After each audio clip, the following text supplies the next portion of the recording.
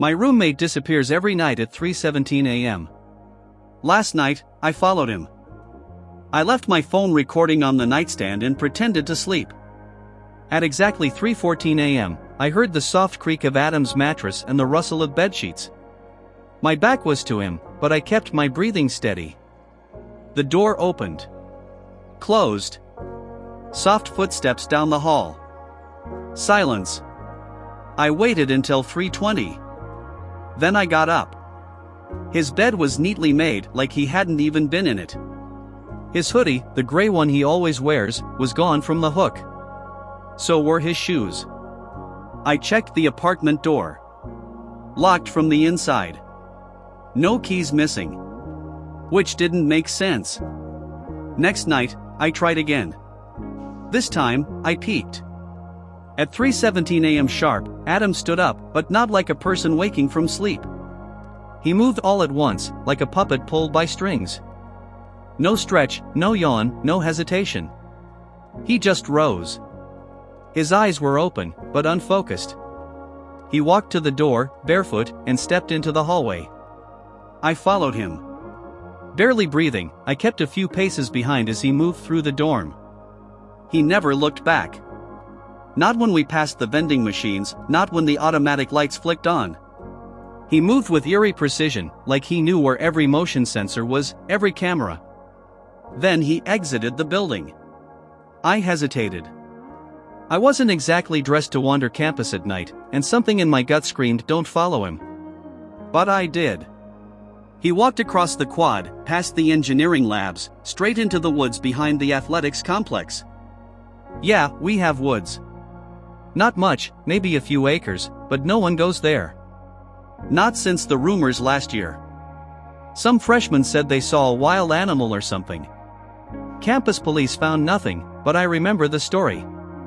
I had to jog to keep up. The deeper we went, the colder it felt.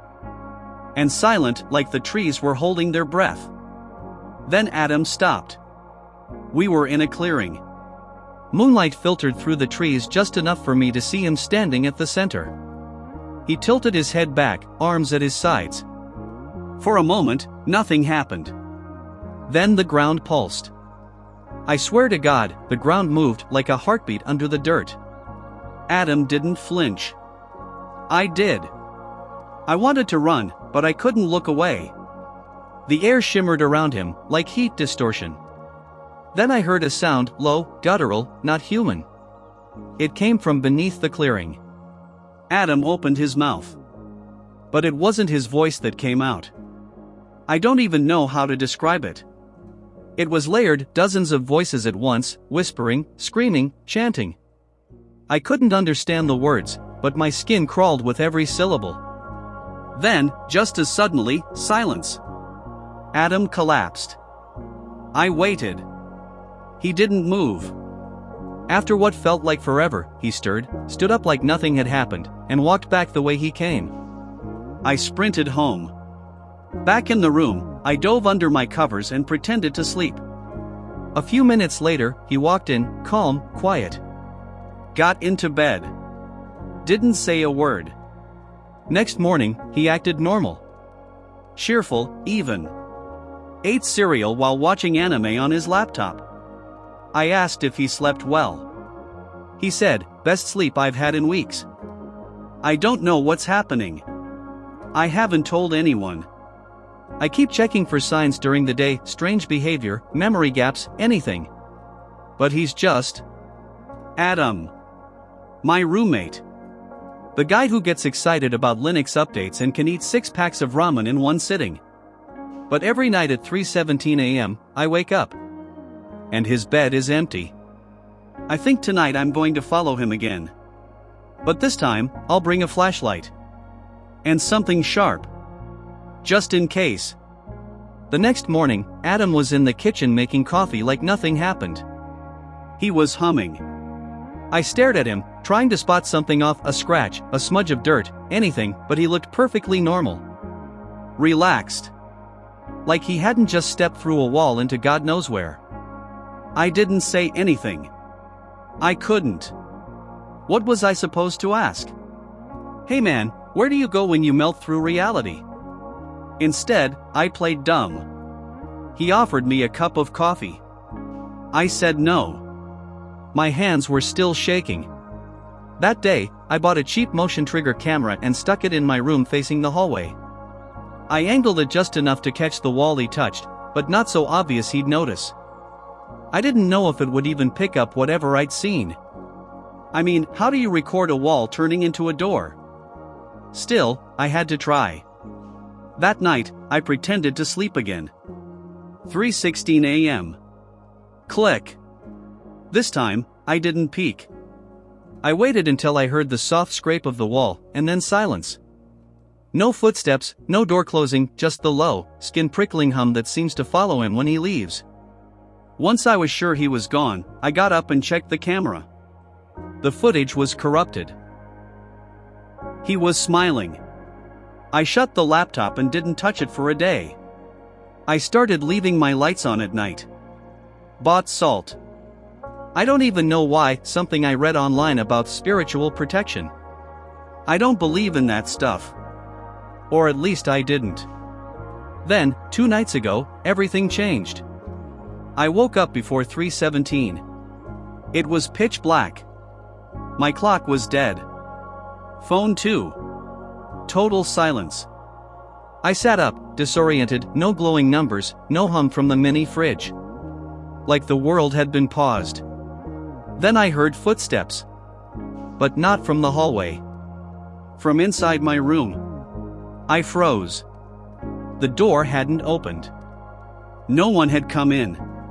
But something was moving. I could hear the floorboards creak slowly, rhythmically, as if something invisible was circling my bed. I didn't move. I didn't breathe. Then a voice. Not loud. Not whispering. Just close. It said my name. Once. And then everything snapped back. Lights flicked on. My phone vibrated with notifications. 3:18 a.m. I bolted upright. Room empty. Adam's bed? Still made. But his closet door was open. And the black stone was sitting on my desk. I haven't touched it. Not yet. But tonight, I think I have to. Because the wall? It's starting to ripple again. And I'm not sure Adam's the only one coming through. Adam was just standing there. A few steps below, motionless, facing the wall. His arms hung at his sides, the black hoodie he always wore now damp with some kind of mist. I called his name, quietly. He didn't react. I took another step down. The air was heavy. Wet. The kind of wet that soaks into your skin and makes everything feel slower. Then he moved. Not like someone turning around. More like he was pulled. His body rotated in one fluid motion, too smooth, too fast. His eyes met mine. But they weren't his eyes anymore. They were glassy, pitch black, like someone had scooped out his soul and filled the sockets with ink. And his mouth, God, it was smiling. Only his mouth didn't move. It was stretched. I turned and bolted up the stairs. But the steps didn't end. I ran and ran, lungs burning, but the staircase just kept winding upward. No door. No landing. Just the same endless spiral, wrapped in that choking fog. And then, a sound. From below. It wasn't footsteps. It was like something was crawling up the wall beside the staircase, fast, wet, insect-like. I didn't look back. I just kept climbing. Then the stone in my pocket, I'd shoved it in there when I followed him, started to hum. Not a sound exactly. More like pressure. Like it was vibrating inside my head. And that's when I heard them. Voices. Not Adam's. Not human. They were whispering in a language I didn't know, layered over each other like a choir from the bottom of the ocean. But one word cut through, again and again. Stay. Over and over. Stay. Stay. Stay. I dropped the stone. The second it left my hand, the fog thickened so fast I couldn't see my own feet. I tripped. Slammed my knee on the steps. Pain exploded through my leg and that thing kept coming closer. I don't remember blacking out. I just remember suddenly being in my room. Lights on. Door locked. No fog, no stairs. Just me, in bed. The stone was gone. Adam? Still asleep in his bed like nothing happened. Mouth open, soft snoring. Like a freaking sitcom character. But this morning, when I looked in the mirror, my eyes, for a split second, they looked wrong. Not black. Not glassy. Just off. Like I was looking at me, but not from me. And on my desk, where my phone usually charges, was a single thing. A small scrap of paper. Old. Yellowed. Torn. One word written in smeared, faded ink. Soon. I staggered back, heart slamming in my chest, as the walls pulsed, not like stone, but like muscle. The carved faces rippled and twisted, some mouthing silent screams, others laughing wide, toothless grins. Mine was still there. Watching me. It blinked. Adam, or whatever he was becoming, began to crack. Fine lines spiderwebbed across his skin, glowing faintly with something dark and pulsing beneath. His mouth moved, but the voice that came out wasn't his anymore. It was deeper. Layered. Timeless. It feeds on presence. On being seen. The whispering grew louder. Another. Another. Another. I clutched the black stone, it was back in my hand somehow, ice cold now, vibrating like a dying heartbeat. The faces around the room began chanting louder, and the mirror in front of Adam rippled like water. But there was no reflection. Just blackness. And then something stepped through. I didn't see it clearly, only its outline, too many limbs bending the wrong way, its eyes a lattice of flickering red lights. It didn't walk. It slid.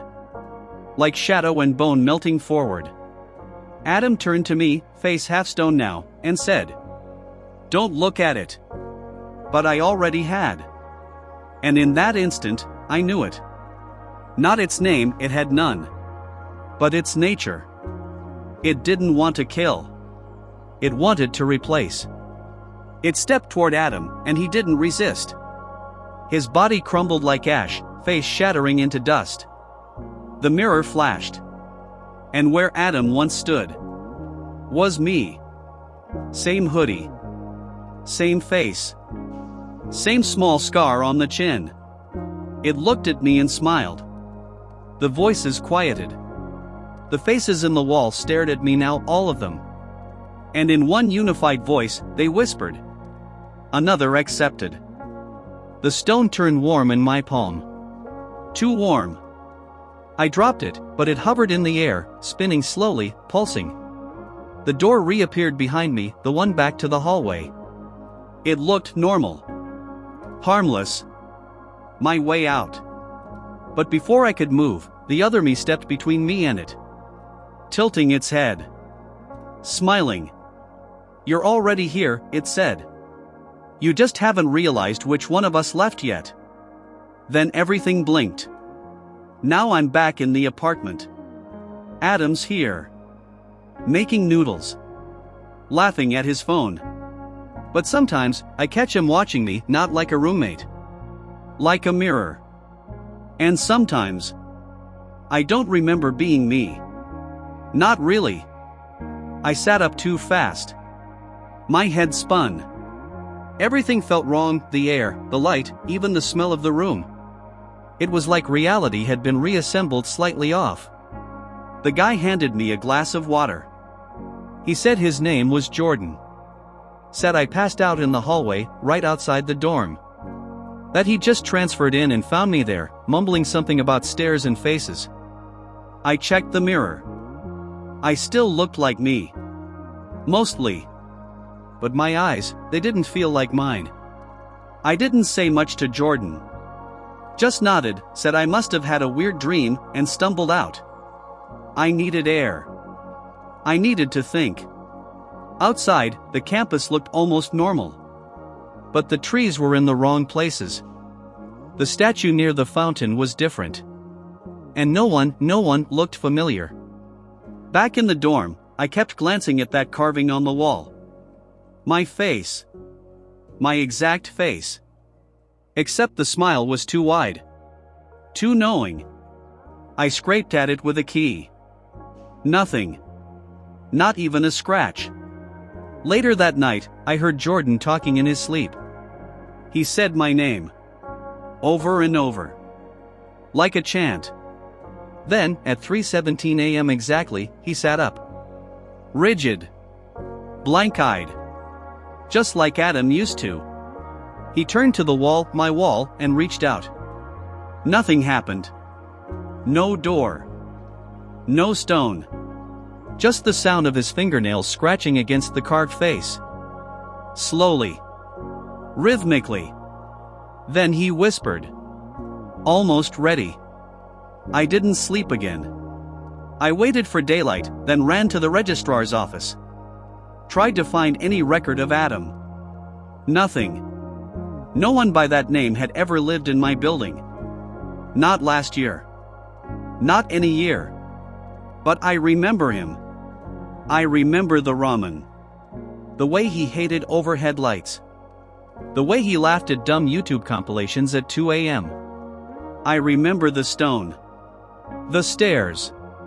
The whisper, another. And now I wonder. If this isn't 2023. If this isn't even real. If I'm not me anymore. Because every time I look at that carving on the wall, the smile gets a little bigger. And I swear to God, I blinked today. And it blinked back.